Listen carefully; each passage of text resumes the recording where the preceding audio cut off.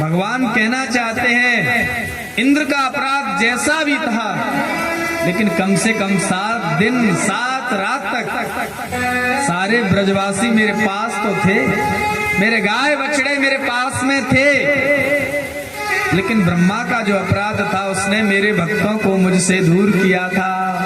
मेरे सखा, मेरे गाय बछड़े, उनको हरण करके मेरे से दूर किया था। यदि कोई मेरे भक्तों को मुझसे दूर करता है, चाहे वो कितनी भी स्तुति करता हो, चाहे कितना भी भगवान का भजन करता हो, उसे मैं कभी क्षमा नहीं करता। उसके द्वारा किए हुए अपराध को मैं कभी क्षमा नहीं करता। चाहे जैसा भी सही है, लेकिन यदि वो भक्तों को मेरे पास तक पहुंचाता है, उसका चाहे कितना भी बड़ा अपराध हो, लेकिन उसे मैं क्षमा कर देता हूं। इंद्र ने बड़े सुंदर भगवान की स्तुति करने के बाद इंद्र चला गया। मामेश्वर्यम श्रीमदांदो दंडपाणे न पश्यते। इंद्र को जो अहंकार था, उस अहंकार का भगवान ने हरण किया, उस अहंकार को छीना बस।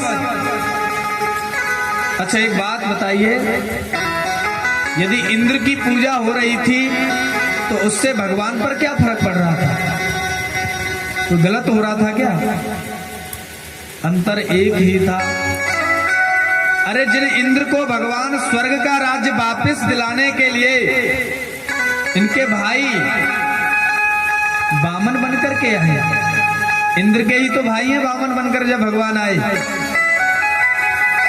और सब कुछ दैत्यों से छीन करके देवताओं को वापस कर दिया। लेकिन आज भगवान ने इंद्र की पूजा बंद करा दी, क्यों? इसका कारण क्या था? इस संसार में जितने भी देवता हैं वो धर्म, अर्थ और काम देने वाले हैं। जितने भी देव हैं वो सिर्फ धर्म, अर्थ और काम। लेकिन यदि जो मोक्ष देने वाले हैं ना, वो मेरे सिर्फ अकेले गोविंद हैं। उनके अलावा कोई नहीं है जो इस संसार से मुक्त कर सके। संसार के भोग, सुख, सुविधा हमको अन्य देवता की उपासना करने से मिल सकती हैं, लेकिन मुक्ति के लिए हमको सिर्फ और सिर्फ गोविंद का सहारा लेना पड़ेगा। भागवत जी में लिखा हुआ है त्रिवर्ग फलम। जब इंद्र की पूजा होती उस समय 3 फल थे, धर्म, अर्थ और काम। मोक्ष था ही नहीं। पहले व्यक्तियों मोक्ष नहीं मिलता, लेकिन भगवान विचार कर रहे हैं कि मेरे आने के बाद भी व्यक्ति सिर्फ खाने पीने में, मरने जीने में ही लगा रहा, तो मेरे आने का सार्थकता क्या हुई? पुनरपि जननम पुनरपि मरणम पुनरपि जननी जठरे शयना। मेरे आने के बावजूद भी व्यक्ति सिर्फ जन्म लेना मरना, जन्म लेना मरना, इसी चक्कर में लगा हुआ है, तो मेरे आने का प्रयोजन सिद्ध कैसे हुआ? फिर मेरे आने की सार्थकता कैसे हुई? नहीं है ना प्रभु? तो भगवान चाहते हैं कि अब मेरे आने के बाद मेरे भक्तों को मुक्ति तो मिल सके, उनको मेरे चरणों में शरण ग्रहण तो मिल सके। भगवान का एक ही उद्देश्य था, नहीं तो इंद्र की पूजा से भगवान को कोई द्वेष नहीं था, कोई छल नहीं था, कोई कपट भी नहीं था। सिर्फ एक ही उद्देश्य कि मेरे आने के बावजूद भी सिर्फ व्यक्ति इसी चक्कर में पड़ा रहा, तो मेरे आने का क्या कारण है फिर? अच्छा, भगवान अवतार लेके क्यों आते हैं? क्या राक्षसों को मारने के लिए? राक्षसों को मारने के लिए नहीं आते होंगे। उनका सिर्फ एक ही लक्ष्य रहता है, अपने भक्तों के साथ क्रीड़ा करना, अपने भक्तों के साथ आनंद से रहना, एक ही लक्ष्य से। प्रकटु विलास सृष्टि कर ले हुई। भगवान वहां बैठे बैठे किसी भी राक्षस को मार सकते हैं, क्योंकि उनकी भ्रकुटी टेढ़ी होने से सृष्टि का संहार हो जाता है, सृष्टि उत्पन्न हो जाती है भ्रकुटी से। तो तो क्या उनको वो राक्षसों को मारने के लिए आना पड़ेगा? अरे रावण जैसा राक्षस, क्या उसको मारने के लिए भगवान का राम अवतार लेना पड़ेगा? नहीं। रामायण में चरित्र मिलता है, सहस्रार्जुन का नाम सुना हुआ। जो सहस्रार्जुन थे, इनकी सहस्र भुजा थी, इसलिए उनको सहस्र बाहु कहते थे। उनका नाम था अर्जुन। एक दिन जाकर के सरोवर में क्रीड़ा कर रहे थे। वहां पर रावण की कुटिया थी। जैसे ही जल में क्रीड़ा कर रहे, उससे उसकी कुटिया वही चली गई। रावण दौड़ा दौड़ा आया है, ये किसका इतना दुस्साहस है? तो सहस्रार्जुन ने रावण को यूं पकड़ के कांख में दबा लिया। इतना बलशाली नहीं था। और उस सहस्र बाहु को, परशुराम जी का नाम सुना होगा, 21 बार क्षत्रियों से भीन कर दिया था भूमि पर, सहस्रार्जुन सहित। परशुराम जी का अवतार भी तो त्रेता में हुआ था। अरे भैया, जिस सहस्रार्जुन ने रावण को कांख में दबा लिया हो, और उस सहस्रार्जुन को परशुराम जी ने 21 बार परास्त कर दिया हो, उसके बावजूद भगवान को क्या रावण को मारने के लिए अवतार लेना पड़ेगा? क्यों नहीं? तो भगवान ने जो राम अवतार लिया था, किस लिए लिया था? परशुराम जी सब कुछ करने में समर्थ थे, चाहते तो रावण को भी मार देते। फिर भगवान ने राम अवतार लेके क्यों आए? क्या कारण था उसका? सिर्फ एक ही कारण था, हम और तुमको शिक्षा देने के लिए। भागवत जी में लिखा हुआ, मर्त्या नाम। भगवान राम का जो अवतार लेने का लक्ष्य था, तो सिर्फ एक ही, मानव को शिक्षा देना। जो राम जी ने किया वो हम तुम कर सकते हैं, और जो भगवान ने कृष्ण ने किया वो हम सोच भी नहीं सकते हैं। करना तो वो दूर की बात है। राम जी ने जन्म लेकर के सिर्फ अपने जीवन में उन आचरणों का पालन किया है, जिन आचरणों को हम तुम सब पालन कर सकते हैं। प्रातः काल उठी के रघुनाथा, मातु पिता गुरु ना वही माथा। भगवान राम जी सुबह खड़े होकर के माता पिता अपने गुरु तीनों को दंडवत करते हैं। जब पास में नहीं होते तो मन ही मन प्रणाम करते हैं। प्रणाम जरूर करते हैं, ये हम तुम सब कर सकते हैं। जो राम जी ने किया वो हम तुम सब कर सकते हैं। जो कृष्ण ने किया, 6 दिन के ने पूतना को मार दिया जहर पी के, कर सकता है। 3 महीने के ने सक्टासुर को मार दिया, 1 वर्ष के ने तृणावर्त का उद्धार कर दिया। ये हमारे तुम्हारे बस की बात नहीं है। सिर्फ कई लोग कहते हैं, महाराज जब भगवान ने 16,108 विवाह किए थे, तो क्या हम 2-4 नहीं कर सकते? राम जी ने भी तो एक ही किया था। हम आचरण, अच्छा विवाह पे तो दृष्टि चलेगी, 16,108 किए थे, उससे पहले क्या क्या किया था? एक आध कुछ किया उसमें? राम जी ने जो किया वो हम कर सकते हैं, उसे अपना सकते हैं। इधर भगवान की स्तुति करने के बाद इंद्र वापिस चला गया। 10वीं के दिन प्रणाम करके इंद्र वापिस गया। उसके अगले दिन एकादशी थी। एकादश्याम निराहार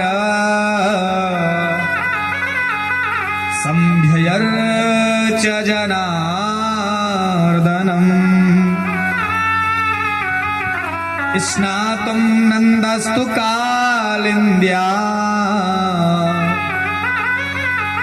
द्वादश्याम जलमावेश।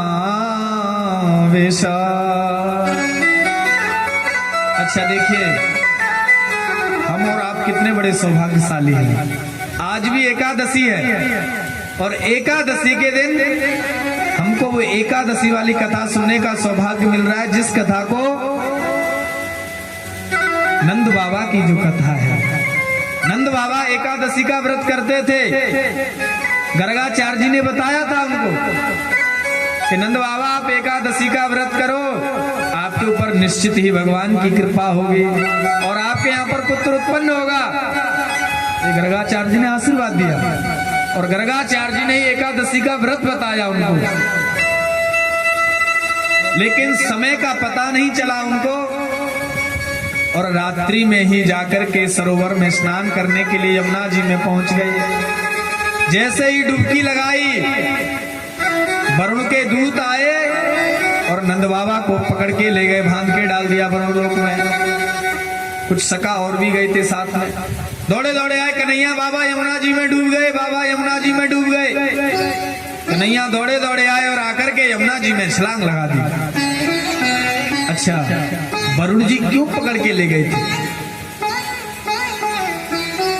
किसी भी नदी, सरोवर और जलाशय में रात्रि में स्नान नहीं करना चाहिए। स्नान करना है तो ब्रह्म मुहूर्त 4 के बाद स्नान कर सकते हो। यदि रात्रि में स्नान करने के लिए हम लोग प्रवेश करते हैं सूर्य अस्त के बाद, तो जल के देवता वरुण का अपमान होता है। नंद बाबा को समय घड़ी तो थी नहीं, सूर्य और तारे चंद्रमा से ही दिन रात्रि का अंदाजा लगाते थे। उस दिन भ्रमित हो गए वो और जाकर के उसमें कूद पड़े तो वरुण के दूत पकड़ के ले गए। कन्हैया जी ने डुबकी जैसे ही यमुना जी में लगाई, सीधे वरुण लोग पहुंच गए। और जब कन्हैया को आते हुए देखा तो वरुण जी अपनी गद्दी से खड़े हुए और कन्हैया को जबरदस्ती बिठाने लगे। बैठो प्रभु, आप कैसे पधारे आज, कैसे हमारे ऊपर कृपा की, हमारा अहो भाग्य महाराज जो आज आप हमारे लोक में पधारे। भगवान कहने लगे, हमारे तो ये स्तुति कर रहे हो, इतना सब कुछ बोल रहे हो, लेकिन हमारे पिताजी को बांध के डाल रखा है आपने। प्रभु, आपके पिताजी? आपके पिताजी कहाँ से आए यहाँ? अरे ये नंद बाबा हमारे पिताजी तो हैं। अच्छा महाराज, गलती हो गई, क्षमा करिए। और चरणों में गिर करके नंद बाबा से और भगवान से, दोनों से क्षमा प्रार्थना करने लगे।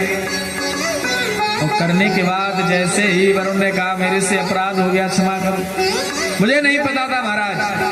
भगवान ने कहा कोई बात नहीं है, अनजाने में किया हुआ अपराध नहीं माना जाता। जिस विषय में हम जानते नहीं है, यदि हमसे कोई त्रुटि हो रही है।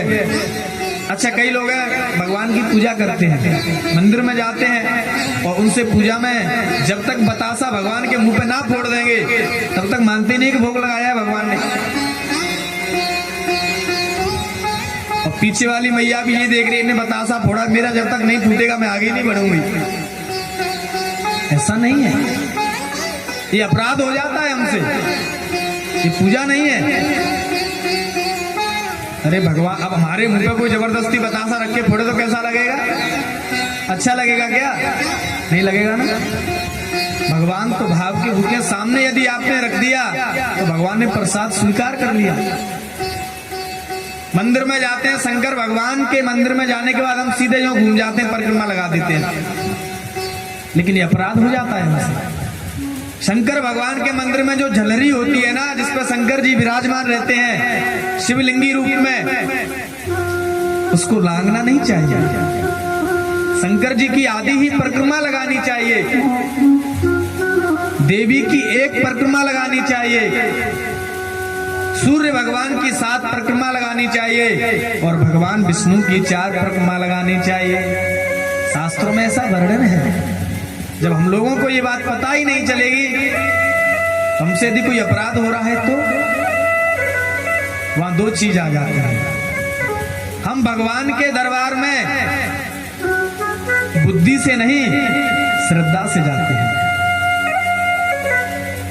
हम वहां पर योग्यता से नहीं, सिर्फ एक ही भाव से जाते हैं कि हमको जाना है और भगवान की आरती पूजा करनी, अपनी श्रद्धा से जाते हैं, निष्ठा से जाते हैं। लेकिन यदि हमको पता है कि शंकर भगवान की झलरी को नहीं लांघना चाहिए, उसके बावजूद भी हम लांघ रहे हैं, ये अपराध है। ऐसा नहीं करना चाहिए। जानबूझकर अपराध नहीं करना चाहिए। और भगवान को ये सब पसंद नहीं है। जब वरुण ने अपमान किया, अनजाने में किया। अच्छा, कई लोग कहते हैं, कईयों को बताया कि ना आप नारायण कवच का पाठ किया करो, स्वास्थ्य ठीक नहीं रहता, मैं नारायण कवच का पाठ करो, स्वास्थ्य ठीक रहेगा। बोले महाराज संस्कृत तो पढ़ना आता ही नहीं है। अरे भैया, एक दिन थोड़ा धीरे धीरे पढ़ोगे, 2 दिन में, 3 दिन में, हो सकता है 1 महीने में आपके वो अभ्यास में आ जाए, फिर आप अच्छे से पढ़ सको। बोले महाराज 1 महीने तक तो हमसे गलती हो जाएगी। तो वो अपराध इसलिए नहीं माना जाएगा क्योंकि आप किसी दूसरे के अनहित के लिए थोड़ी पढ़ रहे हो, अपने लिए पढ़ रहे हो। अपने लिए पढ़ने में यदि थोड़ी बहुत त्रुटि होती है तो वहां पर शुद्धता का वर्णन नहीं है, वहां पर सिर्फ आपके भाव का वर्णन है, आपकी श्रद्धा का वर्णन है। आप अपनी निष्ठा श्रद्धा से अपने लिए पढ़ रहे हो, इसलिए वो अपराध नहीं लगेगा। राम रक्षा स्तोत्र है, हनुमान चालीसा के पाठ हैं, ये हम लोगों को करने चाहिए। साधारण स्तोत्र हैं, 10-5 मिनट बैठ करके, सुबह हमारे पास समय है तो बैठ के हमको पढ़ना चाहिए। इधर जल के देवता वरुण ने भगवान को प्रणाम किया और भगवान जैसे ही नंद बाबा को लेके यमुना जी से बाहर निकले, सब ब्रजवासियों ने पकड़ लिया। अरे बाबा कहाँ चले गए हमको छोड़ के तुम? अरे भैया मत पूछो, मैंने जैसे यमुना जी में छलांग लगाई, पता नहीं जाने कहां से 4 हट्टे कट्टे चले आए और मुझको उठा के ले गए। और उनने तो जाके मुझको बांध के डाल दियो, लेकिन ना जाने मेरे कन्हैया कहां से घूमता हुआ वहां पहुंच गए। और मेरे कन्हैया को जैसे ही बिन्ने देखो, अरे भैया जाको बड़ो स्वागत सत्कार किया, जाके तो चरणों में साष्टांग प्रणाम कर रहे हैं, जबरदस्ती गद्दी पे बिठा रहे हैं। ना जाने भैया हमारे कन्हैया की मां का रिश्तेदारी निकल आई। ब्रजवासी बालक बोले, बाबा बाबा तू बिल्कुल माने चाहे मत माने, तेरो लाला तो वास्तविक भगवान है। भगवान बोले, ब्रजवासी बालक आए और कहा कि कन्हैया तू सच्ची सच्ची बता, भगवान है कि नहीं? भगवान बोले, इस प्रश्न को ही खत्म करो। अच्छा एक बात बताइए, यदि मैं भगवान हूं तो क्या चाहते हो, और नहीं हूं तो क्या चाहते हो? बोलो भैया है तो खूब बनोरे हम पे दिखा ले रहे हो, लेकिन तू यदि वो बैकुंठ वाला भगवान है तो एक वो तो बैकुंठ के दर्शन जरूर करा दे हमको, एक वो तो अपना बैकुंठ जरूर दिखा दे, कैसा वो बैकुंठ? भगवान ने कही कोई बात ना है, आपको मैं बैकुंठ दिखाता हूं, मैं भगवान हूं या नहीं इस प्रश्न को छोड़ो। भगवान ने जब ये बात कही तो बोले, दिखाओ कन्हैया। जैसे ही सब ब्रजवासी बालकों को लेकर के वृंदावन में एक ब्रह्म कुंड है, उस ब्रह्म कुंड में कहा कि छलांग लगाओ। ब्रह्म कुंड में छलांग लगाई, सीधे बैकुंठ पहुंच गए सारे ब्रजवासी बालक। साथ में भगवान ने अपने वाहन वरुण को भेजा था, और जैसे ही गरुड़ वहां पहुंचा तो कहा कि भैया देखो ये ब्रज से आए हुए हैं, ये जिस वस्तु से खेलने दो, जहां बैठे बैठने दो, कोई रोक टोक मत लगाना। और जैसे ही ब्रजवासी बालकों ने बैकुंठ का दर्शन किया, ओहो बड़े प्रसन्न हुए, देख करके बड़े आनंदित हुए। क्यों नहीं होंगे, आजकल के दोस्तों की तरह थोड़ी है। अरे उनने जैसे ही अपने कन्हैया का वो दिव्य बैकुंठ देखा, देखने के बाद उनको तो प्रसन्नता हुई उसे देख करके, उसको देख करके बहुत खुशी हुई। आजकल के दोस्त ही हैं जो ईर्ष्या करते हैं, ऊपर से दोस्ती का नाटक करते हैं। जाकर के जैसे ही वहां पर स्वच्छता पवित्रता के साथ देखा, भगवान के सखा बोले, ओहो देखो हमारे कन्हैया का महल कितना दिव्य है।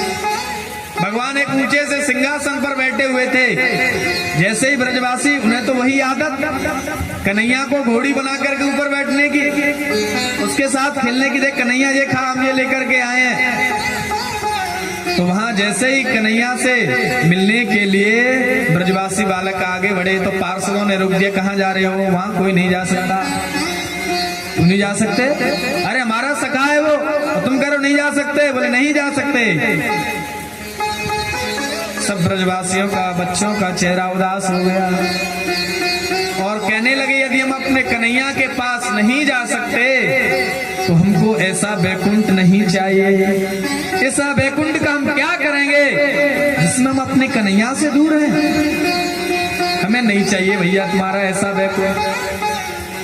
और तुरंत आदेश दिया गरुड़ को कि हमको इसी समय अपने वृंदावन वापस ले चलो।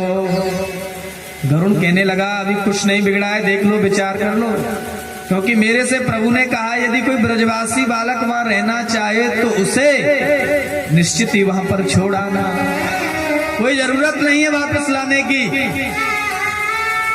ब्रजवासी बालक बोले हमने कहा ना हमें तुरंत वृंदावन जाना है, हमें ऐसे बैकुंठ में नहीं रहना जहां हमको अपने कन्हैया से दूर रहना पड़े, हमें नहीं चाहिए ऐसा बैकुंठ।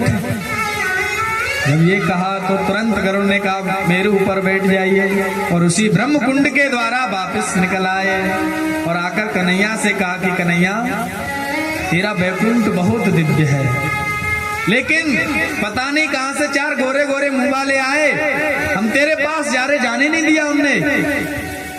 भगवान बोले तुम मेरे पास हो, हमेशा मेरे साथ हो, मैं बैकुंठ को छोड़ करके तुम्हारे पास आ गया, तुम्हारे साथ खेलने के लिए आ गया, माखन चोरी लीला करने के लिए आ गया।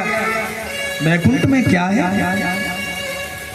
बैकुंठ में भगवान में और भगवान के पार्षदों में कोई अंतर नहीं है खास, दो चार अंतर है बस। भगवान कौस्तुभ मणि धारण करते हैं, भगवान के हृदय में भृगुलता का चिन्ह है जो कि अन्य नहीं है, जो उनके वहां पर जो पार्षद है उनके ये सब नहीं है, ये सिर्फ हमारे गोविंद के हैं, यही पहचान है। हम लोग भगवान को तुलसी दल समर्पण करते हैं ना, और तुलसी दल भगवान को चढ़ाना भी चाहिए।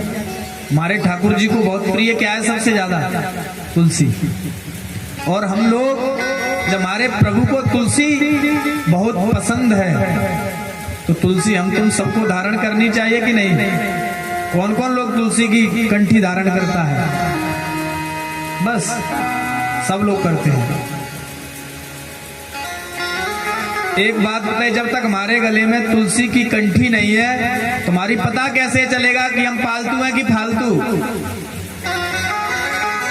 जो पालतू होता है ना उसे फिर कोई कुछ नहीं बोलता, बोलता है क्या? नहीं बोलता। यदि हम तुलसी धारण किए हुए हैं, नित्य प्रतिदिन यदि अपने घर पे भी स्नान करते हैं ना तो हमें गंगा स्नान का फल प्राप्त होता है। उस तुलसी से पूरा जल हमारे शरीर पर जाता है।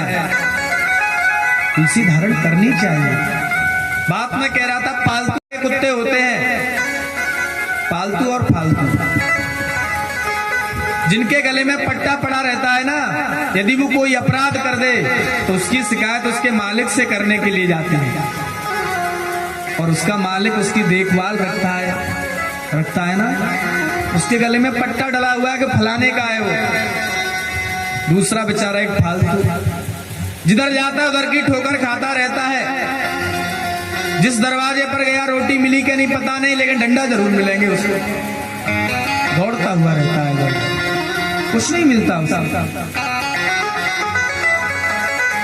हमारे गले में तुलसी की माला नहीं है तो हम कौन से भक्त हैं हमें पता ही नहीं है। हम शंकर भगवान के भक्त हैं कि हम बांके बिहारी के भक्त हैं, तो गले में कुछ धारण नहीं करेंगे तो कैसे पता चलेगा? तुलसी अत्यधिक पवित्र है, हमको भी भगवान का होके रहना चाहिए, गले में तुलसी धारण करना चाहिए। कई लोग कहते हैं महाराज तुलसी का बहुत विधान है, बिल्कुल है, वो सबको त्याग दीजिए। उस सबका मैं यहां से नाम लेना नहीं चाहता, उसे त्याग दीजिए, तुलसी धारण करिए, भगवान के भक्त बनकर के रहिए। भगवान कहते मैंने जब तुम्हारे लिए ये अन्न बनाया है, तुम्हारे लिए फल फ्रूट बनाए हैं, मेवा बनाई है, गाय का दिव्य दूध है, उसके बावजूद हम सब इनको त्याग करके जिनको दूसरे जीवों को हत्या करके खाते हैं। कोई हमको आकर के मारे कितना कष्ट हो। वो भी एक योनि है, 84 लाख योनियों में भी वो भी एक योनि है। दूसरे जीव की हत्या करना अपराध है, बहुत बड़ा अपराध है। हम लोग फिर भी भूल जाते हैं, अपराध पे अपराध किए जाते हैं। ब्रजवासी बालक भगवान से बोले, कन्हैया मैं कहीं नहीं जाना, सिर्फ तुम्हारे साथ रहना है, हम तुम्हारे साथ ही आनंदित हैं। एक बार प्रहलाद जी जब भगवान की स्तुति किए और करने के बाद भगवान ने कहा कि प्रहलाद चलो मेरे साथ बैकुंठ, तुम्हारा एक मनमंत्र पूरा हो गया राज्य का, अब चलो मेरे साथ। जब ऐसा कहा तो प्रहलाद जी बोले, भगवान यदि आपकी आज्ञा हो तो मैं एक दो को और ले चलूंगा अपने साथ। जब प्रहलाद जी ने अपनी ओर से चल के कहा तो भगवान ने कहा ठीक है, तुम्हारी यदि ये इच्छा है तो ले आओ किसी को अपने साथ, मैं ले चलूंगा, कोई ऐतराज नहीं है। प्रहलाद जी महाराज पहले अपने घर वालों के पास ही गए, क्योंकि देखिए हमारे पास यदि कोई व्यवस्था आएगी तो हम सबसे पहले अपने घर वालों को पूछेंगे। आपके पास आगे अपने घर वालों को पूछोगे, फिर अपने नाते रिश्तेदारों को, फिर अड़ोसी पड़ोसियों को, उसके बाद ही तो दूसरी जगह हाथ डालोगे। तो प्रहलाद जी ने सोचा कि अपने चाचा ताऊ इन सबको पूछ लिया जाए कि क्या इच्छा है। और जैसे उनके पास गए और कहा, प्रहलाद जी बोले, चाचा जी प्रणाम। हाँ हाँ चल प्रणाम, दूर है यहाँ से। अपने बाप का हत्यारा आ गया हमारे पास प्रणाम करने के लिए। प्रहलाद जी कहते हैं, चाचा जी आप नाराज क्यों हो रहे हैं? अरे मैं तो कुछ सुविधा लेके आया हूं आपके लिए। हाँ मैं नहीं लेनी तेरी सुविधा, बता क्या सुविधा लाया है तू? बैकुंठ चलोगे? अरे तू जा बैकुंठ, हमें नहीं जाना। अपने पिता का हत्यारा बैकुंठ की बात करता है। प्रहलाद जी बोले, देखो तो सही इनकी बुद्धि में कैसे मैं समझाऊं कि मैं कहां की बात कर रहा हूं। उनकी समझ में नहीं आए, वो कुछ सीधा प्रश्न करता उल्टा जवाब। उनने सोचा कोई बात नहीं है भैया, नाते रिश्तेदारों से पूछ लिया जाए। उनकी भी समझ में नहीं आई। बोले भैया एक तो मैंने अपनी ओर से कहा भगवान से कि प्रभु एक दो को और ले चलूं, लेकिन यहाँ तो कोई जाने को तैयार नहीं हो रहा है। अपने घर में पूछ के देख लिया, खैर कोई बात नहीं, अपने नाते रिश्तेदारों से पूछ के और देख लेते हैं, अपने अड़ोसी पड़ोसियों से। तो प्रहलाद जी महाराज घूमते हुए जैसे ही चले, रास्ते में एक बूढ़ा बुजुर्ग मिल गया और उससे कहा, महाराज बैकुंठ चलोगे? हाँ प्रहलाद चलेंगे बैकुंठ, तो चलो। अब बोले हाँ, अरे तो ना जाना भैया, हमने सोचने का समय होगा वहां में, अभी तो हम पे बहुत काम है, पोते की शादी करनी है अभी, और तुम कह रहे बैकुंठ चलो। अभी ना जा सके प्रहलाद जी, अभी तो सीट खाली ना है भाई। प्रहलाद जी महाराज बड़े चिंतित, मैं जिसको कहता हूं वही मना कर देता है, क्या करूं। रास्ते में जैसे घूम के वापस लौट के आने लगे तो एक देखा, एक गंदगे स्थान में मिट्टी का जो गारा होता है ना, वहां पर एक सुवरिया उसमें लेटी हुई थी। तो उनने सोचा कि कोई और नहीं तो इसी को ले चलूं बैकुंठ, शायद इसके सौभाग्य खुल जाए, इससे पूछ के देखा जाए। उससे भगवान ने कहा, अरे इधर आओ देवी। तो एना की मैना की पहले तो वो खड़ी हुई, फिर धीरे धीरे आगे चल करके आई। कहो प्रहलाद जी का कह वो चाहे? मैं तो ये कह रहा हूं कि बैकुंठ चलोगे? तो थोड़ी देर में तो आवाज निकली, बैकुंठ का है वहां, चलेंगे बैकुंठ। बोले वहां तो बड़ी सुख सुविधा है, बड़ा आनंद है, वहां भगवान को धाम है, वहां का चीज की कमी? अच्छा, अरे वहां बड़ी बड़ी हरी हरी घास है, ऐसा वैसा बहुत दिव्य बताया प्रहलाद जी ने। अच्छा फिर तो चलेंगे जरूर, लेकिन एक बात बताओ प्रहलाद जी, वहां ऐसा मिट्टी को गारो मिलेगा कि नहीं? ए मरसुवरिया, वहां भी मिट्टी को गारो ढूंढ रही है। यानी जो जिसमें है ना उसमें आनंदित है, वो अपने सुख में ही वो सर्वस्व सुख मान बैठा है, जो कुछ है मेरा इसी में आनंद है। प्रहलाद जी महाराज लौट करके वापस आए, बोले प्रभु कोई नहीं आया। बोले हमने तो पहले ही कहा था। प्रहलाद जी लेकिन तुम्हारी इच्छा थी, अब देख लिया कौन व्यक्ति कितना जाना चाहता है। बोले हाँ प्रभु, जो जैसा है उसी में वो तो आनंदित है, वो नहीं चाहता कि मैं जाऊं और गोविंद की चरण शरण ग्रहण कर सकूं। उसके बाद आज भगवान ने दिव्य बंसी बजाई। भगवान पिता रात्रि शरदोत्फुल्ल मल्लिका वीक्षरन्तुं मनश्चक्रे मनोयोगेश्वरो वतो मनोयोगे मुपाश्रिता।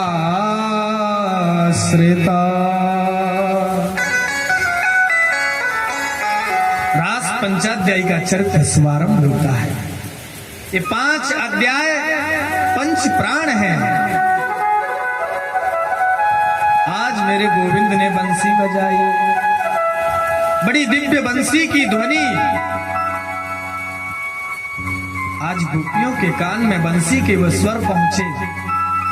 लेकिन देखिए भगवान ने सुखदेव जी महाराज को पता था कि कलयुगी लोग संशय करने वाले ज्यादा होंगे,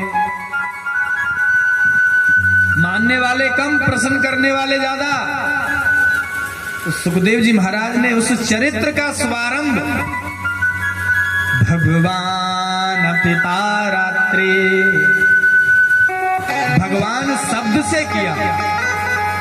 उस प्रसंग का शुभारंभ भगवान, यानी ये किसी पुरुष की लीला नहीं है, ये किसी जीव की लीला नहीं है, ये साक्षात मेरे गोविंद की लीला है।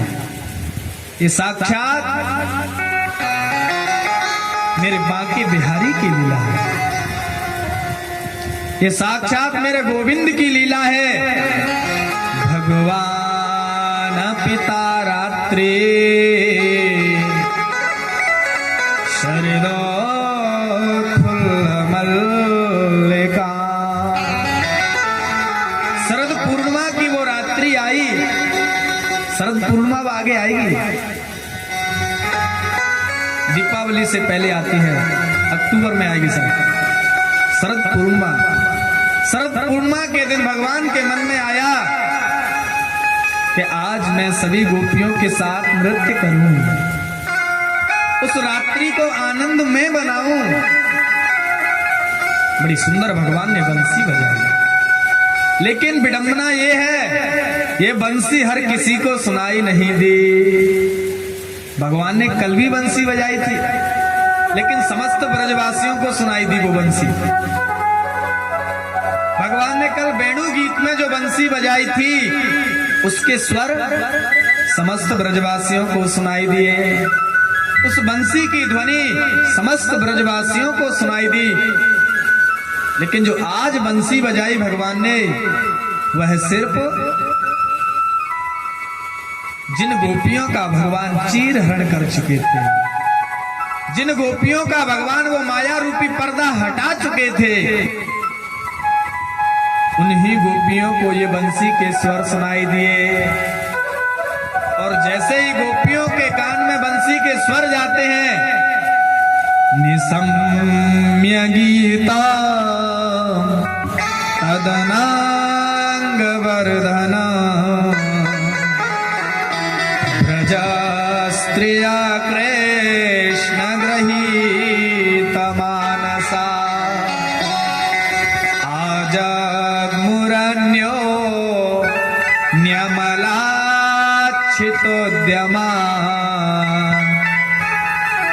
सयत्र कांतो जवलोलकुंडला।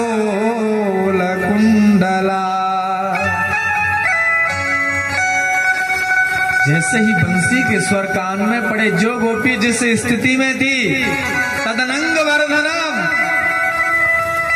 जिस अवस्था में थी, उसी अवस्था में बंसी के स्वर कान में पड़े और वो दौड़ती हुई नजर आई। भगवान के पास दौड़ती हुई नजर आई।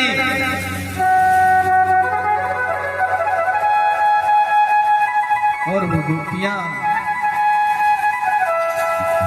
सुखदेव जी महाराज ने यहाँ पर गोपियों का वर्णन किया,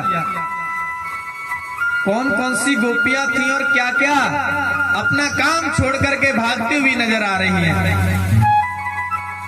सुखदेव जी महाराज लिख रहे हैं, दुहंत्यो भी अयोकाश्चे दुहम हित्वा समुत्सुका। सुखदेव जी महाराज लिख रहे हैं, एक गोपी गाय का दूध निकाल रही थी, लेकिन जैसे ही बंसी के स्वर कान में पड़े दूध की बाल्टी को फेंका और दौड़ती हुई नजर आई भगवान से मिलने के लिए। दूसरी गोपी गैस पर दूध गरम कर रही थी, लेकिन जैसे ही बंसी के स्वर कान में पड़े दूध की भगोनी उठाई और फेंकी, दौड़ती हुई भगवान के पास जाने लगी। क्यों? अरे भैया, जब जाना है तो दूध फेंक के क्यों, वैसे ही चले जाओ। क्यों? माता बहनों की आसक्ति, घर की दूध दही, इनमें आसक्ति कुछ ज्यादा होती है। वो तो मौसम इतना अच्छा है इसलिए, नहीं तो कई माता यहाँ बैठी बैठी भी सोचती पता नहीं दूध सुबह का गर्म किया खराब ना हो जाए शाम तक। दूध दही में बहुत आसक्ति होती है। तो यानी कि वो गोपियां कह रही हैं, हम दूध को इसलिए फेंक के आई कि वहां जाने के बाद घर की आसक्ति ना रहे, दूध की याद ना आए। यानी वहां जाकर के हम गोविंद के हो जाएं तो पूर्ण रूप से गोविंद के हो जाएं। वहां जाके हमको स्मरण नहीं आना चाहिए। एक गोपी तो अपनी डेंटिंग पेंटिंग कर रही थी। डेंटिंग पेंटिंग समझते हो ना? तो डेंटिंग पेंटिंग में परिवर्तन हो गया। आंखों में लगाने वाली चीज होठों पे लगा ली, होठों वाली चीज आंखों पे लगा ली, कुछ ध्यान ही नहीं है और दौड़ती हुई जा रही है। एक गोपी वस्त्र धारण कर रही थी तो नीचे पहनने वाला लहंगा ऊपर पहन के दौड़ती हुई जा रही है। उनको कुछ याद नहीं है। वस्त्राभूषण, अस्त व्यस्त अपने वस्त्र उल्टे सीधे धारण किए दौड़ती हुई जा रही हैं भगवान से मिलने के लिए। सब गोपी दौड़ती हुई जा रही। अच्छा देखिए, एक दूसरे को बता भी नहीं रही है, सब जा रही है अपनी अपनी मस्ती में। ये नहीं बता रही कि कहाँ जा रही है तू, नहीं नहीं, वो सोच रही लगता है भगवान ने मुझे ही बुलाया है। वो दूसरी सोच रही है कि भगवान ने मुझे ही बुलाया है, मैं किसी को नहीं बताऊंगी। लेकिन जैसे ही समस्त गोपियां वहां पहुंच गईं, भगवान बंसी बजा रहे हैं और उनके सामने समस्त गोपियां जाके खड़ी हो गई। और जब समस्त गोपियां भगवान के सामने खड़ी हो गई तो भगवान ने पूछ लिया, स्वागतम वो महाभागा प्रियम किम करवाणे वा।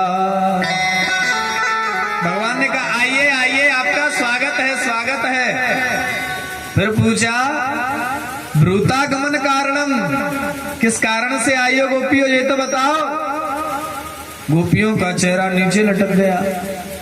देखो तो सही, पहले तो बंसी बजाकर हमको अपनी ओर बुला लिए और बुलाने के बाद अब पूछते हो कि क्यों आई हो।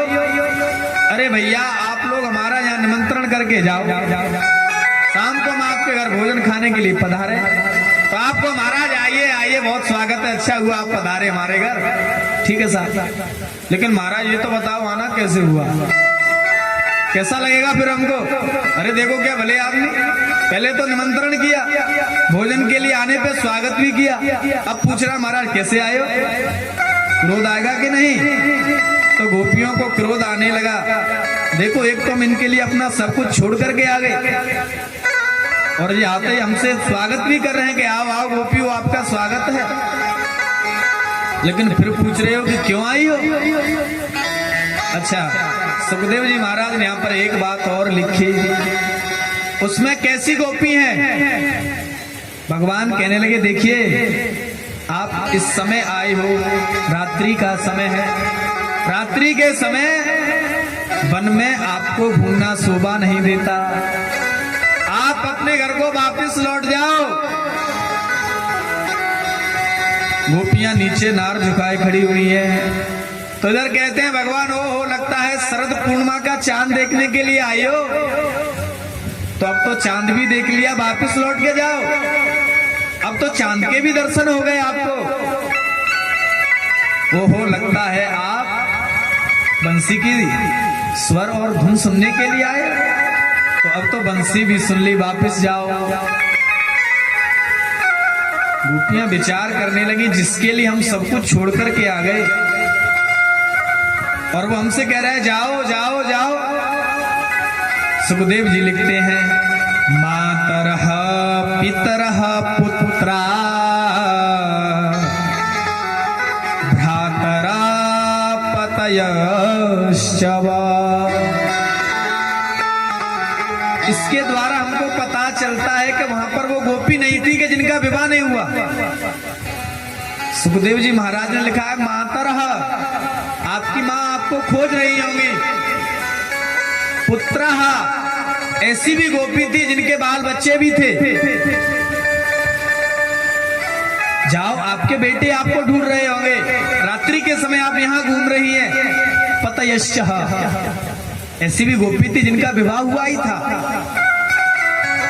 उनसे भी कहा आपके पति आपको ढूंढ रहे होंगे, रात्रि के समय आप यहां घूम रही हैं, आपको शोभा नहीं देता। एक गोपी को जब तक उसके पति ने हाथ पकड़ के कमरे में बंद कर दिया, कहां जा रही हो?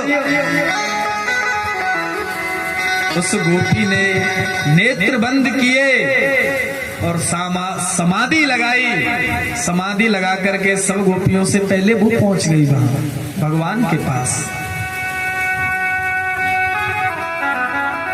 यानी तुम इस शरीर को रोक सकते हो, लेकिन जो मेरा आत्मा का संबंध है गोविंद से, उसे थोड़ी रोक सकते हो। वो तो उस कन्हैया के साथ रहेगा। भगवान गोपियों से हास्य परिहास कर रहे हैं, गोपियों की परीक्षा ले रहे हैं कि ये मेरे से वास्तविक मिलने के लिए आई है या सिर्फ दिखावा करने के लिए आए हैं। भगवान उनसे कहने लगे देखिए यदि आप कहो कि हमारे पतिदेव अच्छे नहीं हैं, तो पत्नी का धर्म है दुस्सीलो दुर्भगो वृद्धो जडोरोग्या धनो पिवा।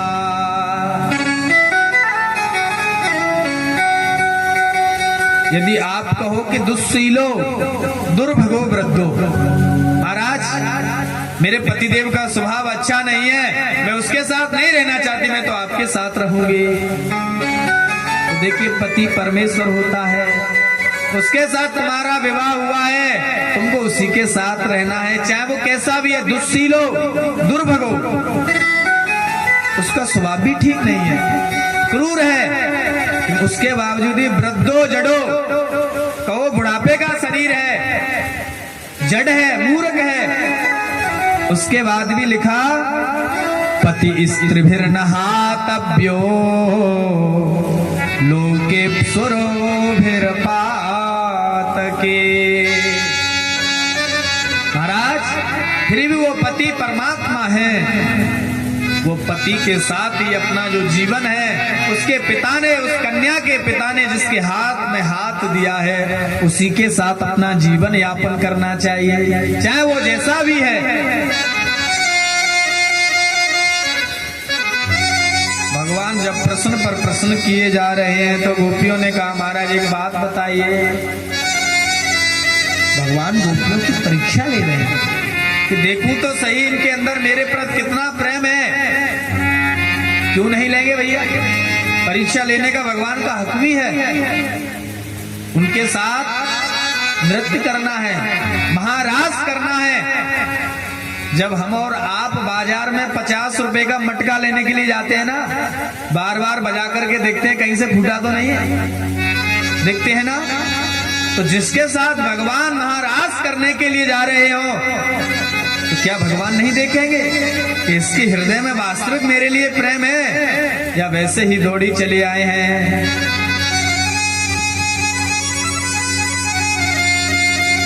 इस प्रकार कहा भगवान। इतने हास्य परिहास्य के प्रसंग क्यों कर रहे थे? सिर्फ इसलिए कर रहे थे क्योंकि अब तक राधा रानी नहीं आ पाई थी, और जब राधा रानी जैसे ही पहुंची, तो राधा रानी के पहुंचने के बाद भगवान ने कहा, चित्तम सुखेन भवता पहृतम गृहेषु यन्निर्विशत्य तु करावपि गृह्य कृत्ये पादौ पदं न चलतस्तव पादमूला।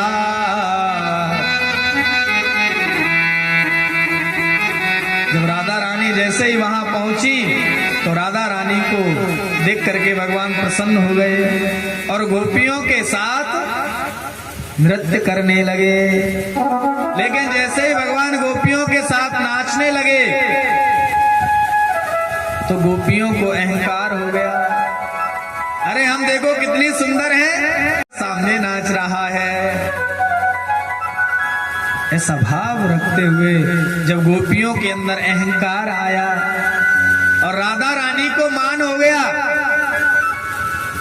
प्रेमी और प्रेमिका के बीच में मान चलता है, रूठना मनाना चलता है, लेकिन अभिमान नहीं चलता। राधा रानी को मान हुआ, बोले मुझ में और गोपियों में क्या अंतर है?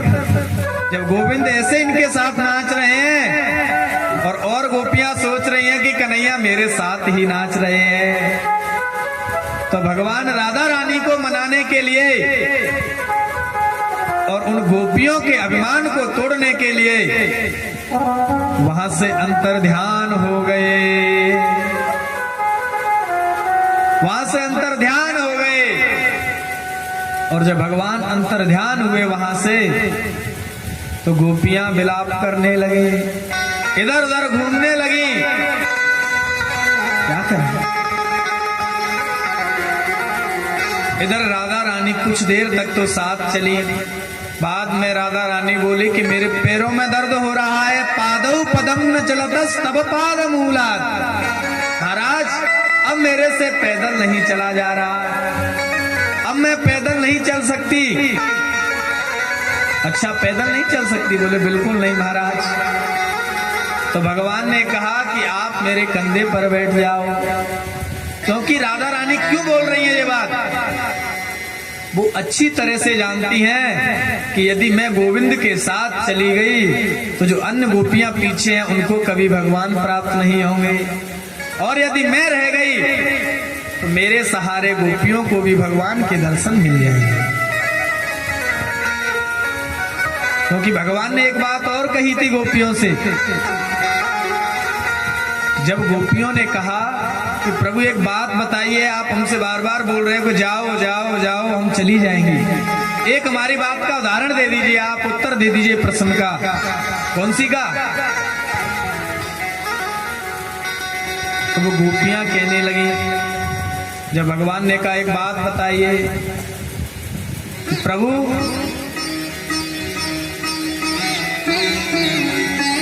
एक पतिव्रता नारी है जो अपने पति की बहुत सेवा करती है, बिना अपने पति को आरती पूजा उतारे भोजन खिलाए वो भोजन ग्रहण नहीं करती। ऐसी पतिव्रता नारी, और लेकिन उसके पति को किसी काम से बाहर जाना है, अब वो क्या करे, रुदन करने लगी। उसके पति ने कहा रो मत देवी, मेरा ये चित्रपट है, ये फोटो है, आप इसको अपने पास रखो, जब तक मैं नहीं आ जाता इसी की आरती उतारो, इसी का भोग लगाओ और उसके बाद खुद भोजन करो। जिससे तुम्हारा धर्म नष्ट नहीं होगा। ठीक है महाराज। और वो ऐसा बोल करके उसका पति परदेश चला गया। अब एक दिन वो स्त्री उसी चित्रपट को रख के पूजा कर रही है। उसके पति का आगमन हो गया, दरवाजा बंद है, उसका पति दरवाजा खटखटा रहा है। तो बताइए उसको क्या करना चाहिए? जाके पहले दरवाजा खोलना चाहिए, जाके उसको दरवाजा खोलना चाहिए, या पहले उस चित्रपट की पूजा करनी चाहिए? क्या करना चाहिए बताइए आप लोग, बोलिए। पहले पूजा करनी चाहिए। अच्छा, तो गोपियां भी यही बोली, बोले से तो हर कोई जानता महाराज, उसको पूजा करनी चाहिए। लेकिन भगवान बोले नहीं, पूजा क्यों? अरे जो जिसकी हम फोटो में पूजा कर रहे हैं, जब हमारा पति साक्षात हमारे सामने आ गया तो फोटो की पूजा करने की आवश्यकता क्या है फिर? जैसे कि मीरा ने कहा था, ऐसे बर को क्या वरूं जो जन्मे और मर जा, बर भरिए गोपाल को हो जस छूड़ो अमर है जा, जस छूड़ो अमर है जा। जब भगवान ने गोपियों ने कहा महाराज जब ये संसार के पति फोटो हैं तो हमको क्यों फोटुओं के पास भेज रहे हो? असली पति तो आप हो ना, अरे सच्चे पति आप हो। जब हम तुमको मिल गए तो अब हमको उन फोटुओं के पास क्यों भेज रहे हो? तो राधा रानी ये बात जानती है कि यदि मैं नहीं रुकी तो भगवान इनको छोड़ के चले जाएंगे, फिर इन्हें पुनः प्राप्त नहीं होंगे। तो गोपियां रुदन करती हुई ढूंढती हुई पीछे पीछे आ रही हैं और आगे आकर के देखा राधा रानी मिल गई। राधा रानी बेहोश अवस्था में पड़ी हुई हैं क्योंकि भगवान राधा रानी को भी छोड़ के चले गए। गोपियों ने आकर के राधा रानी को हिलाया।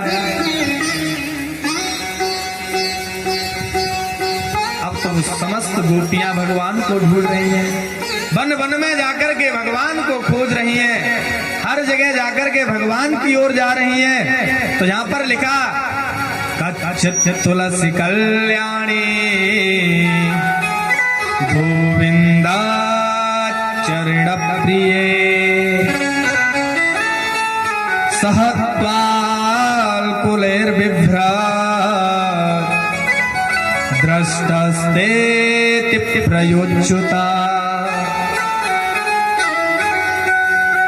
कच्चित तुलसी कल्याणी, तुलसी के पौधा से जाकर के पूछ रही हैं, अरे बहन तू ही बता दे कि हमारे गोविंद कहाँ गए हुए हैं, क्योंकि तेरे बिना हमारे गोविंद भोग भी धारण नहीं करते।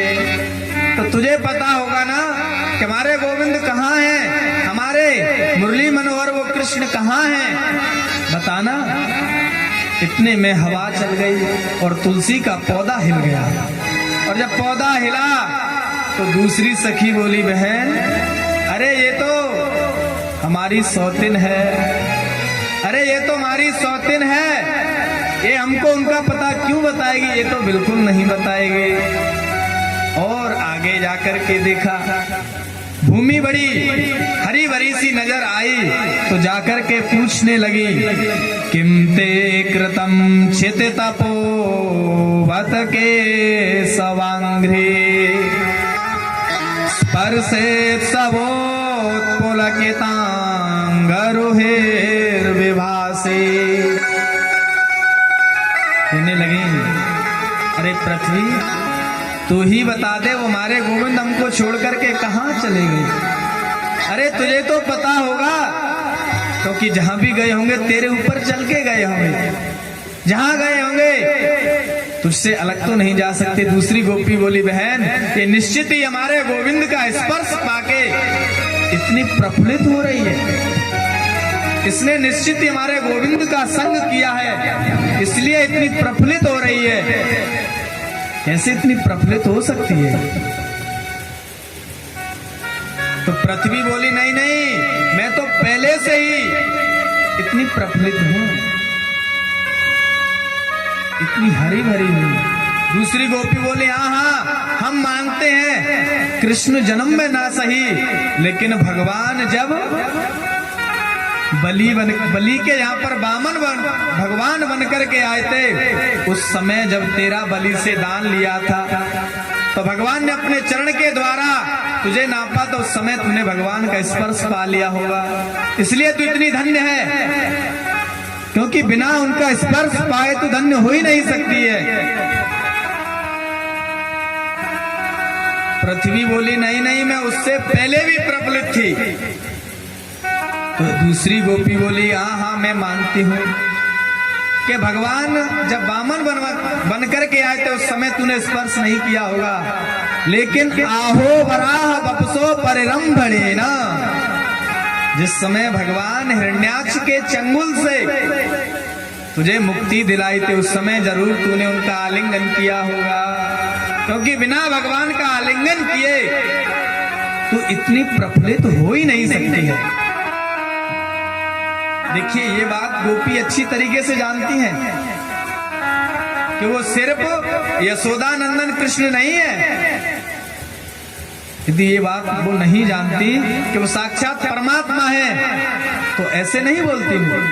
सुखदेव जी ने वर्णन किया है, वो यहां तक जानती हैं कि तुमने वामन भगवान में ना सही बराह रूप जब लिया, उस समय आलिंगन कर लिया होगा, क्योंकि वो गोपी भी कोई साधारण तो नहीं थी।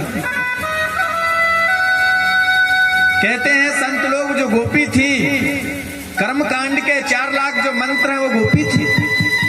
जिस समय राम जी वन में भ्रमण कर रहे थे, तो वहां पर जो संत बैठ के तपस्या कर रहे थे, उन सबके अंदर भाव जागृत हुआ, ओहो ऐसे को तो मैं पति रूप में प्राप्त करूं। जो संत बैठे हुए थे वहां मिथिला नगरिया में, जब भगवान का विवाह हो रहा था राम अवतार में, तो समस्त गोपियां बैठी बैठी सोच रही थी कि काश हमको भी ये पति रूप में प्राप्त होते। भगवान ने कहा इस समय तो मैं मर्यादा में बंधा हुआ हूं, लेकिन उस समय जब मैं अगले युग में अवतार लेके आऊंगा द्वापुर में, तो आप सबकी इच्छाओं को मैं जरूर पूर्ण करूंगा। आपके मन में जो इच्छा है वो मन में नहीं रहेंगे। अब तो मैं मर्यादा में बंधा हुआ हूं। तो जो गोपी है वो कोई साधारण नहीं है, और वो गोपियां बन बन भगवान को ढूंढ रही हैं। गोपी विचार करती हैं, देखो री बहन, और ज्यादा आप जाओगी तो भगवान हमसे छिपने के लिए और दूर घने जंगल में जाते जाएंगे, हम उनका पीछा करेंगी तो वो और हमसे दूर होते जाएंगे, और उनके पैर में ना चप्पल है ना खड़ामू है, कुछ नहीं है, उनके पैर में कांटे चुभ जाएंगे। क्योंकि गोपियां कह रही हैं, देखो जंगल में कितने कांटे पड़े हुए हैं, वो नहीं चल पाएंगे। तो गोपियां राधा रानी पुकारने लगे भगवान, हा नाथ रमण पृष्ठा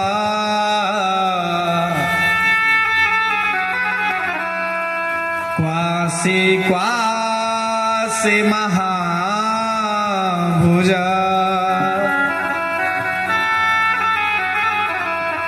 दास्यास्ते कृपणायां मे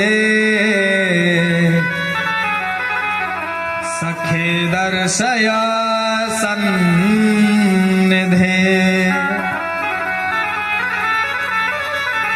गोपी ने यहां पर भगवान को पुकारा, हा नाथ रमण पृष्ठ, राधा रमण भगवान प्रकट हो गए, राधा वल्लभ भगवान प्रकट हो गए, जो आज भी वृंदावन में विराजमान है। गोपीनाथ भगवान प्रकट हो गए। क्वासी क्वासी महाभुजा बांके बिहारी जी महाराज, राधा रानी के पुकारने पर ये ठाकुर प्रकट हो गए वहां, जो विराजमान है आज। राधा वल्लभ जी का क्या दिव्य दर्शन है, राधा रमण जी का क्या दिव्य झांकी है, आनंद है। दर्शन करने के बाद ऐसे लगता है कुछ हमको प्राप्त हो गया वास्तविक। अब तो तो समस्त गोपियां आकर के यमुना के किनारे बड़ा एक सुंदर गीत गाया। कौन सा गीत?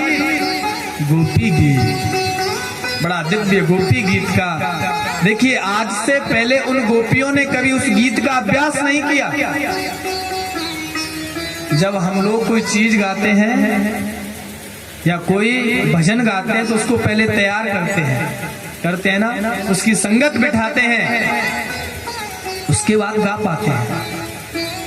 लेकिन आज से पहले गोपियों ने कभी उस भजन को तैयार नहीं किया, उस भजन को गाया नहीं। वो दिव्य बड़ा सुंदर 19 श्लोकों में गाया हुआ गीत गोपी गीत है। आइए 2-4 श्लोकों का हम लोग और आप भी आनंद लें। गोप्या उचहो जयात तेदिकम जन्मना व्रज श्रयते मेरा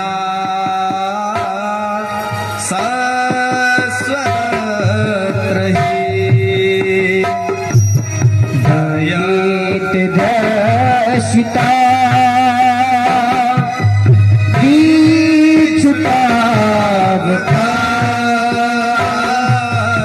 वही घटा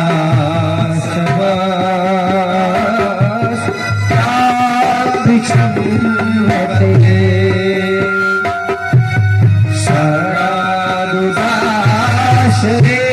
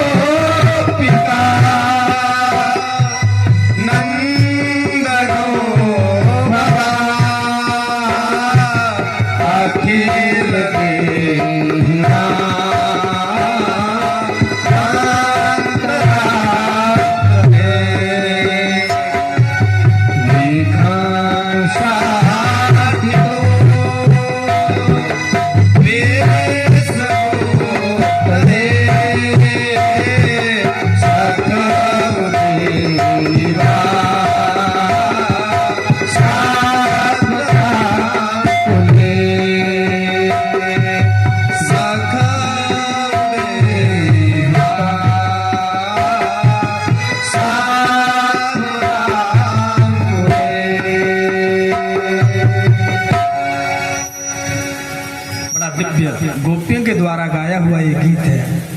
हम चाहते तो बिना गा के भी अर्थ कर सकते थे। क्यों? ये देवताओं की वाणी है। गोपियों ने इस गीत में बहुत कुछ अपना प्रस्तुत किया है। भगवान के लिए गोपियों ने रुदन किया है।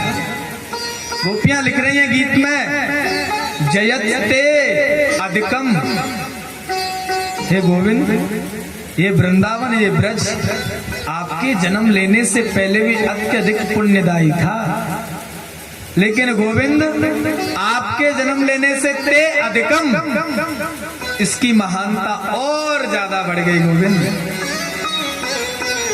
ये वृंदावन तो पहले से भी धन्य था। कल हम लोगों ने ऐसा सुना, जब भगवान गोकुल से छोड़ करके वृंदावन जा रहे थे ना, तो उस समय उपनंद ने बताया वनम वृंदावनम, यानी कि एक दिव्य वन है जिसका नाम है वृंदावन। यानी भगवान के पहुंचने से पहले भी वो धन्य था, वो वृंदावन। और कहा कि वनम वृंदावनम तेना, वो वृंदावन तो पहले से भी धन्य था, लेकिन ते अधिकम, आपके जन्म लेने से उस वन का, उस वृंदावन का महत्व अधिक बढ़ गया है। और गोविंद, जब से आप वृंदावन में आए हो ना, श्रयतेंदिरा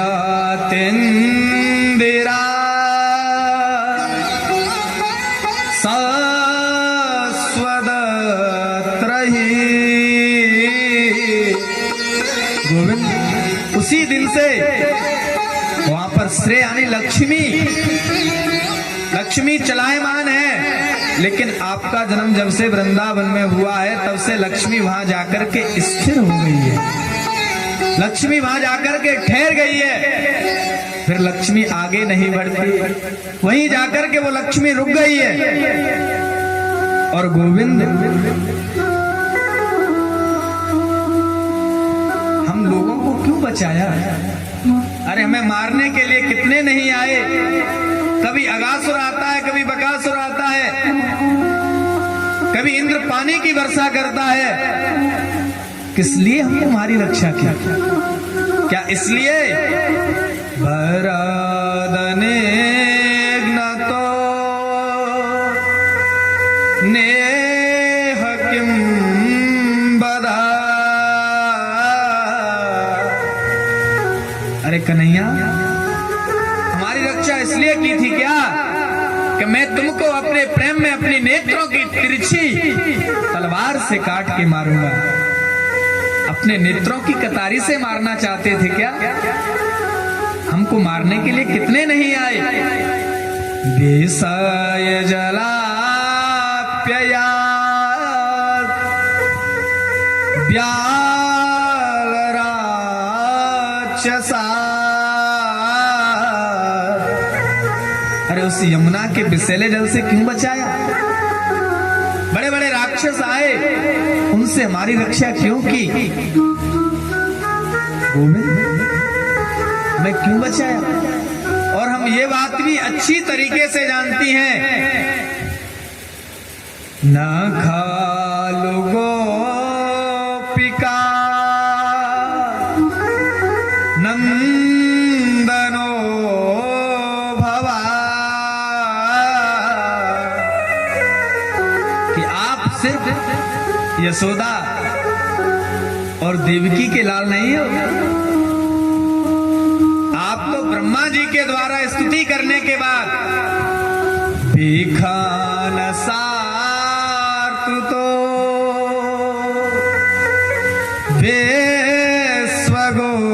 विश्वगोप्तये सखाउ देवान्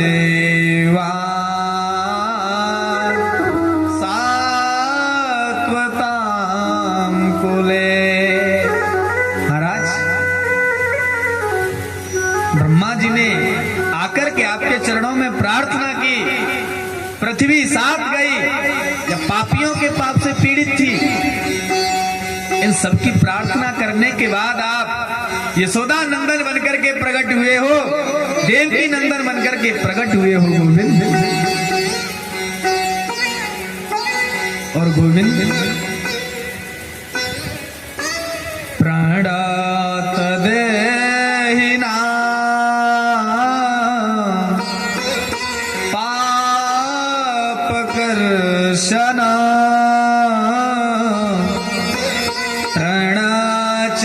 तृणाचरानुगा श्रीनिकेतना। महाराज, तृणचरानुगम श्रीनिकेतन, अरे जिन चरणों को आपने फणे फणार्पितम ते पदाम्बुजा तृणो कुच शुना क्रंद। महाराज,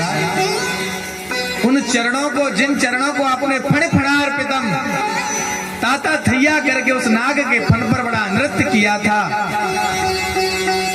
उन्हीं चरणों को, अरे उन्हीं चरणों को आप हमारे आकर के वक्षस्थल पर रख दीजिए गोविंद। हमसे दूर क्यों हो गए आप? उन चरणों को लाकर के हमारे ऊपर रखिए ना। गोपियां कह रही हैं, हे गोविंद, वास्तविक आपकी कथा जीवन को तपाने वाली। तब कथामृतम तप्त जीवन कविभिरीडितम कल्मषापहा।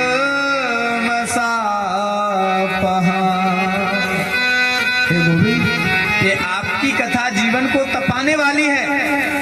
क्या देखिए, भगवान की कथा हम लोगों को ऐसी सुलभ हो जाती है? नहीं होती ना। अब आप लोग हैं, भगवान की कथा के लिए अपने समय में कुछ परिवर्तन किया होगा ना। कई माता बहन सुबह जल्दी जगती होंगी, जल्दी जल्दी अपने घर का काम करें क्योंकि कथा सुनने के लिए जाना है। हो सकता है किसी किसी को डांट भी खानी पड़ती है, अरे वहां जाके कथा में बैठ जाते हो, घर का काम धंधा कौन संभालेगा, है कि नहीं?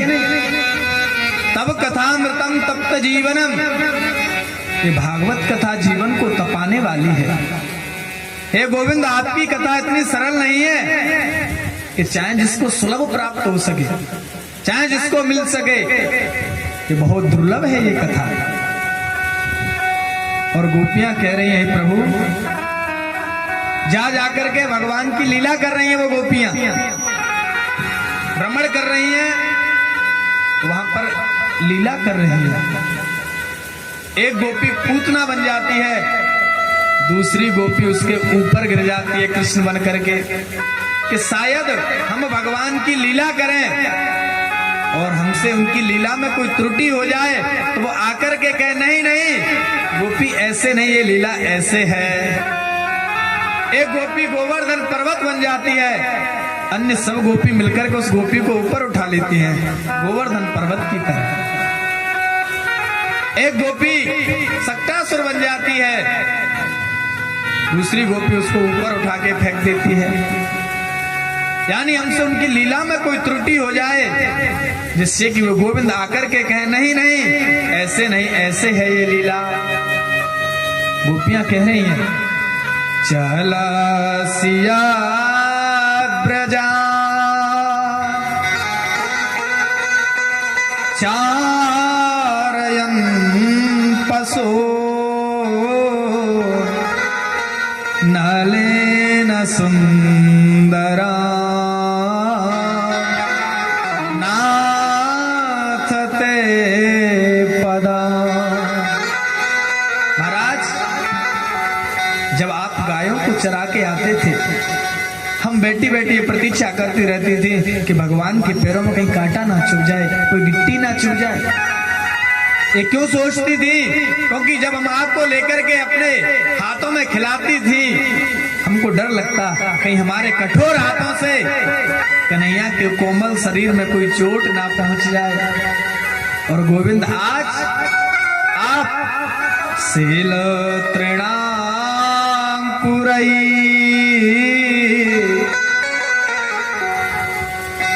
इस जंगल में भ्रमण कर रहे हो, आपके पैर में कोई गिट्टी चुभ जाएगी, कोई कांटा लग जाएगा। हे गोविंद, गोपियां बहुत उधन कर रही हैं। गोपियां कह रही हैं, हे प्रभु, आज आप उनको छोड़ के चले गए, आपके दर्शन के बीच में आप हमारे सामने खड़े हो, हम आपके दर्शन कर रही हैं, बीच में ये कपोल बंद होते हैं ना आंखों के, तो गोपियां कपोल बंद होना भी असहाय मानती हैं। यानी हमारे भगवान के दर्शन के बीच में विघ्न आ गया, तो इसके लिए ब्रह्मा जी को भी उल्टा सीधा कह देती हैं, जड़ा उदेच्छता पाचमक्र दृशा गोपियां कह देती हैं ये ब्रह्मा तो वास्तविक जड़ है, अरे इसने इन कपोलों को बनाया ही क्यों? जो हमारे और गोविंद के दर्शन के बीच में विघ्न बन रहे हैं, जो हमारे और गोविंद के दर्शन के बीच में असहाय हैं, ऐसे कपोलों को नहीं होना चाहिए था। अंत में गीत गाकर के गोपियां रुदन करने लगी। इति गोप्य प्रगायन्त्या प्रलपन्त्यश्च चेत्रधा रुरुदो सुस्वरं राजन् कृष्ण दर्शन लालसा। अंत में गोपियों ने कह दिया कि हे प्रभु, यदि आप नहीं आए तो हम इसी यमुना जी में कूद के अपने प्राणों को त्याग देंगे। रुदन करने लगी गोपियां, मेरे गोविंद से अब सहन नहीं हुआ। बोले बहुत ले ली इनकी परीक्षा, निश्चित ही अब इनके अंदर मेरे प्रति प्रेम दिख रहा है। तो तासामा विरवो छोरे स्मयमान मुखाम्बुजा पीताम्बरधर स्रग्वे साक्षात् मन्मथ मन्मथा साक्षात् मन्मथ मन्मथा। कामदेव को मथने वाले गोविंद पीतांबर धारण किए उन गोपियों के मध्य में प्रकट हो गए। बोले बाल कृष्ण भगवान के मुरली मनोहर श्याम के। भगवान तुरंत उनके बीच में प्रकट हो गए। गोपियों ने मेरे गोविंद को चारों ओर से घेर लिया, कोई हाथ को सहला रही है, कोई पैर को सहला रही है। दूसरी गोपी ने भगवान के झांकी के दर्शन किए और अपने नेत्र बंद कर लिए। क्यों? मानो वो गोपी कहना चाहती है हाथ छुड़ाए जात हो निर्बल जान के मोह, हृदय से निकल जाओगे तो सबल कहूंगी तो। अरे हाथ से छूट के तो तुम चले जाते हो, लेकिन इस हृदय से निकल के तो दिखाओ तो मैं आपको बलवान मानूंगी। आज भगवान गोपियों के साथ रास करने लगे। आइए हम लोग भी भगवान के उस महारास में प्रवेश करते हैं बड़े प्रेम से। जो लोग भगवान के रास में जैसे सम्मिलित होना चाहता है, ताली बजा के नाच के, वो उसकी स्वेच्छा है। रास रचो है, रास रचो है यमुना के नारे सखी, रास रचो है, रास रचो है, रास रचो है यमुना किनारे सखी, रास रचो है।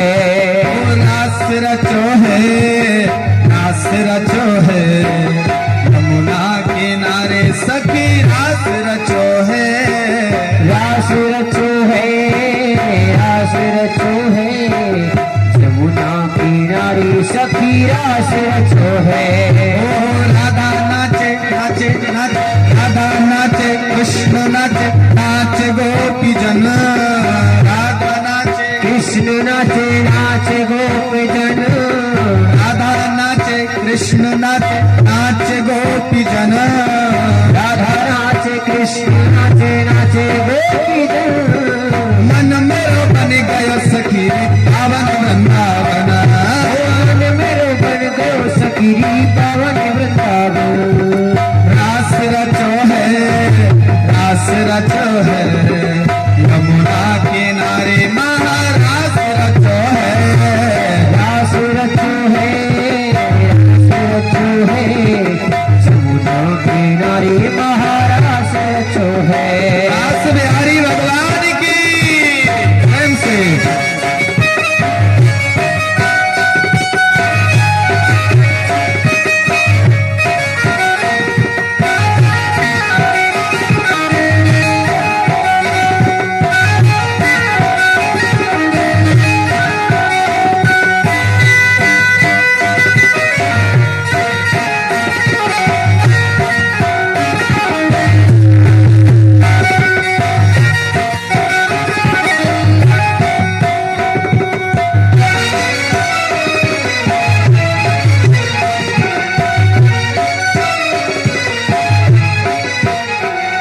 उस रास में कौन कौन नाच रहा है? सिर्फ भगवान और गोपियां ही नहीं।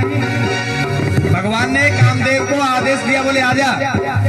कामदेव भगवान से जाके बोला, प्रभु मैंने आज तक किसी को नहीं छोड़ा, सब पर विजय प्राप्त कर ली, अब मैं आप पर भी प्राप्त करना चाहता हूं। भगवान ने कहा तेरा निमंत्रण है, मैं महारास रचाऊंगा गोपियों के साथ, तू वहां पर आना और आकर के अपने समस्त बाणों को चला देना। यदि तूने मुझे परास्त कर दिया तो मैं तेरा बेटा बनूंगा, और यदि तू परास्त हो गया तो तू मेरा बेटा बनेगा। बोले ठीक है महाराज। कामदेव भी आ गया और अपने बाणों